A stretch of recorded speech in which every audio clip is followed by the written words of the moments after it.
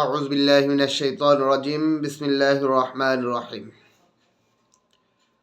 আল্লাহ পাক রব্বুল আলামিনের লাখো কোটি শুকরিয়া যে আজকে জুমার দিন পর্যন্ত আল্লাহ আমাদেরকে বাঁচিয়ে রেখেছেন এবং সুস্থ রেখেছেন।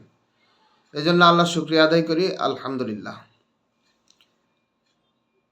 যে বিষয়টি নিয়ে আজকের এই ভিডিও করা তা হলো, আমরা গত ফ্যাসিস্ট সরকারের আমলে দেখেছি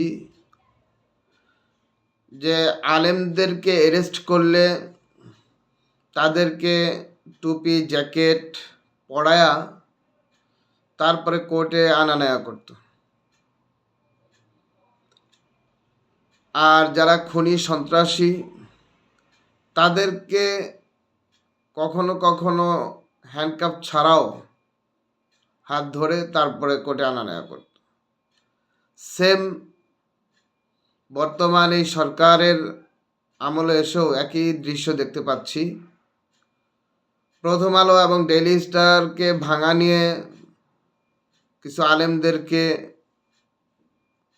গ্রেফতার করা হয়েছে। বাংলাদেশের কোনো প্রতিষ্ঠান ভাঙচুর হবে এটার পক্ষে আমরা না, কিন্তু যারা বাংলাদেশ বিরোধী, বাংলাদেশের বিপক্ষে সংবাদ পরিবেশন করবে তাদের এই বাংলাদেশে থাকারও কোনো অধিকার নাই।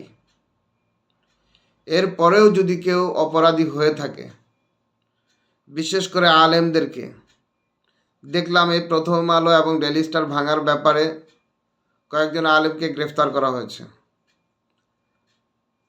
যদি তারা অরিজিনালি দোষী হয়ে থাকে তাহলে গ্রেফতার করেছে, তাদের বিচার হবে, এতে কোনো সমস্যা নেই। কিন্তু এদেরকে এমনভাবে উপস্থাপন করা হচ্ছে, আওয়ামী লীগ সরকারের আমলে যেভাবে আলেমদেরকে উপস্থাপন করা হতো জঙ্গি হিসাবে, যেভাবে দেখানো হতো হেলমেট জ্যাকেট পরিয়ে কোর্টে উপস্থাপন করা হতো, ঠিক এই সরকারের আমলেও একই অবস্থা। তাহলে আমরা কি ধরে নেব যে ফ্যাসিস্ট আওয়ামী লীগ সরকার এবং এই সরকার একই পথে হাঁটছে? যদি এটা করেই থাকেন তাহলে আল্লাহর আযাব থেকে রক্ষা পাওয়ার কোনো সুযোগ নেই। কারণ সেই সরকার যে কোনো সরকার যখন আলেমদের উপর, নারী শিশুদের উপর অত্যাচারে লিপ্ত হয়, ব্যভিচারে লিপ্ত হয়, সেই সরকারের ক্ষমতাচ্যুত হবে, এটাই স্বাভাবিক।